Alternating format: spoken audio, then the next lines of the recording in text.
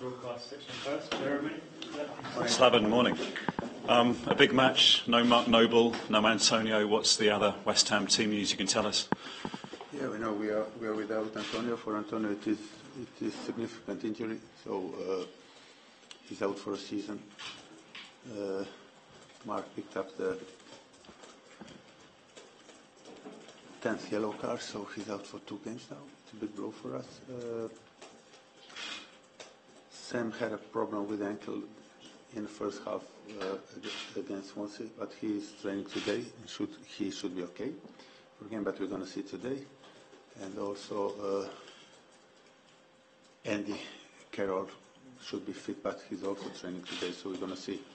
So no, from the last game, no Mark Noble and no Antonio, but Andy can be back. And then Winston Cresswell is training with us today, and Winston Reid is starting to train with us on Monday. Yeah, that's the situation with us. Yeah. Antonio out for the season. That's a massive blow, isn't it? It's a big blow, of course. Of course, we know what he's giving us in every game. He's one of our best players, and of course, it's a big blow that we're gonna be without him till the end of the season. But it is like that, yeah. Is this a game where you need Andy Carroll to start, or would you have any doubts about putting Kelleher in for a first Premier League start? Well, we're going to see. It's a good thing that we, despite the injury of Michael, we have options up front. So Kelleher did done really well when he came on against Swansea, with his energy, with his pressing, and with his opening the spaces for other people. Also, he had a couple of good chances. So we're going to see with Andy. Andy is always a big weapon for us. He's always a threat for the opponents. It's a good thing that we have options, and we probably or most definitely going to need both of them on Saturday to share the minutes of the game, of course. But who's going to start, we're going to decide on Saturday, of course. Do you think Slaven a win at Sunderland and you're safe? Yeah, I mean it's a big game for us. We beat Swansea, which was also a big game. Now we're approaching the second one. Every game is big, and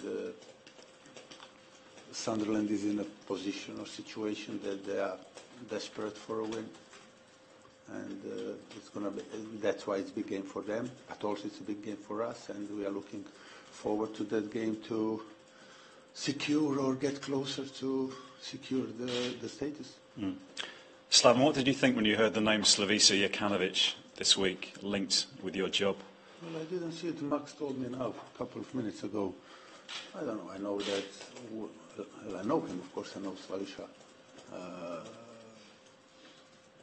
We are from the same region. We speak the same language and all that. I like him a lot as a person and as a manager. He's doing great with Fulham. That's all I know, to be fair. And I'm not bothered the same as last week or last year or wherever. I'm doing my job. Have the owners told you it's all rubbish?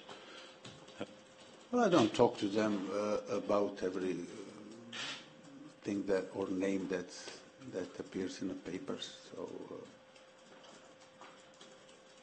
Fair enough. Slaven, the PFA nominations have come out this morning. Kante, Hazard, Ibrahimovic, Sanchez, Lukaku and Kane. Who's your PFA player of the year? Who's the best player you've seen this year? Well, it's, whoever you say, I mean, they all have great seasons. That's why they're on the list. You can say Kane, you can say Sanchez, you can say Ibrahimovic, definitely. Kante, obviously. But for me, if you have to pick one, then it's Hazard. It's my opinion. Because all of them, they are great.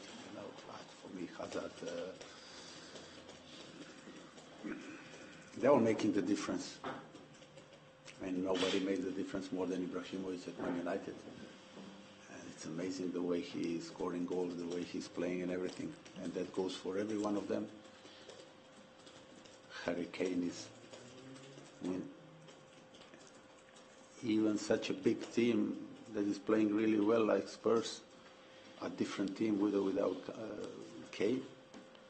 We know about Kante, everything.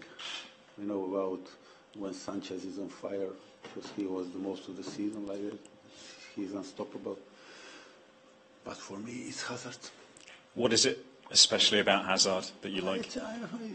It's everything, like the way he creates chances for other people, the way that he opens the space, the way, because the most of the teams are defending against Chelsea, the way he is breaking the defenses, he tears them apart and everything. And on top of that, he's scoring goals this season regularly, very important goals, 1-0, 2-0, 2-1 goals, you know, amazing.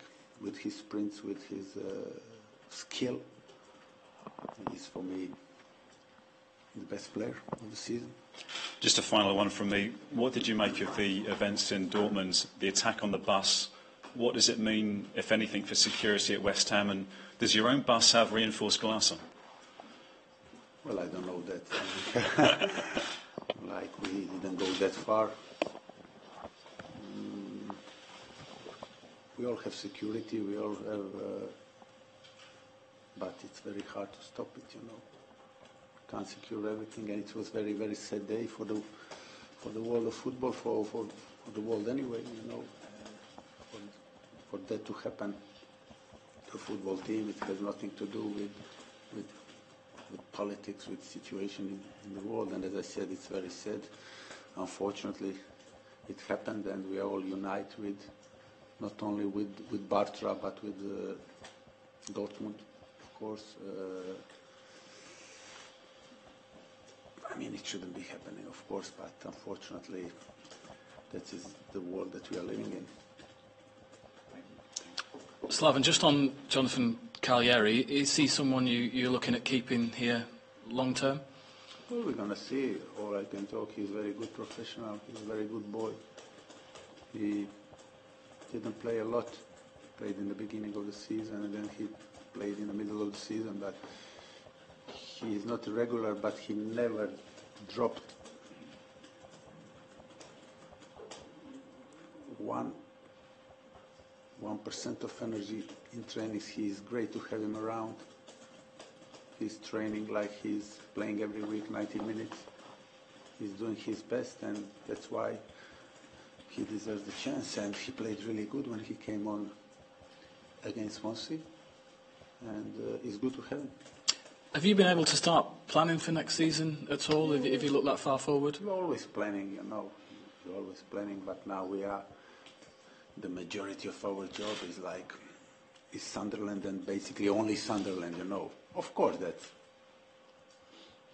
I spend a lot of time on a daily basis with my staff. It's not only about the training, it's in the afternoon, it's in the evening. Is it like meeting or on the phone? And of course you are discussing next season as well, but to be fair now, it was all Sunderland. So you've discussed next season a lot with the owners and the chairman? Yes, of course. Just on Sunderland, do you sympathise with David Moyes and his situation at the moment? What do you mean, football-wise, or just the situation he's in at the bottom of the table. It's going to be very difficult for them to stay up now. I know nobody expected in the beginning when he took over, nobody expecting that they're going to suddenly be safe just because they appointed a big name and a great managers. They had already very big names. Is it Sam? Is it Dick Advocat? Is a massive name in the world of football. And they all been there. Somehow they managed to stay up, but in the last few seasons it's sadly for them, unfortunately, a very common situation. And now it looks really bad, but look, same players, or the majority of the players been there before, and somehow they have done it. So I know he's a top manager. I mean, Everton, he made them back again to the position where they should have been with the size of the club and everything, name and Goodison and Evertonian Stoffies and all that. So he's brilliant, but the manager can only do as good as he's got the players. Thank you. Have you noticed a big boost within the squad since that have you noticed a boost within the squad since that huge win on Saturday? Do you think that's taken the pressure off some of the players? Yeah, I mean, every win gives you a boost, of course, especially if you do it in such a massive game that we had against Swansea, especially when you do it after five defeats in a row. Of course, it's the confidence is back. You know, but as I said before, it's belief that is permanent, and we never lost it. And the confidence, it comes and goes. Sometimes you lose it because of, in the same game, because of first 5-10 minutes that you are struggling and all that. But belief was there, and belief is a key factor. You can't lose it, and that's the reason why we played so good. And now we have also confidence back, and we have to build on that and not to lose it again. And you've got the likes of Everton, Tottenham and Liverpool all visiting London Stadium before the end of the season. Is this a really important match to sort of set you up for going into those difficult ties? Of course, that's what we want, but all the clubs, I have a look on the schedule of all the clubs, and it's most of us have the same kind of a schedule. You are playing 2 or 3 games against the clubs who are either there with you or a little bit below you, and then you have 2 or 3 games that you are playing against the top 6 or top 7 clubs. So we are in no different situation, and of course that we have now a game against Sunderland that is we know it's going to be extremely hard, of course, like every game is, but that is a good opportunity for us to come closer to get some points, of course. And just with the striker situation, I think when Antonio went off on Saturday, maybe a lot of people would have been expecting Carroll or Sacco to come on. Was that a tactical decision, or were you not happy with their fitness levels, but you did name them on the bench? Oh, it is both a little bit. I spoke about Cagliari, how he's doing in trainings. We needed a fit player. With Andy, the situation was you're going to be on the bench, and if we need you, you're going to come on 10, 15, maximum 15 or 20 minutes. Now on Saturday, it's a totally different situation with him. And with Diaf also, you know, he was out for a long, long time. And he played half an hour against Arsenal, but we opted for Cagliari. It was a good choice. Brilliant, thank you. Time is up, please.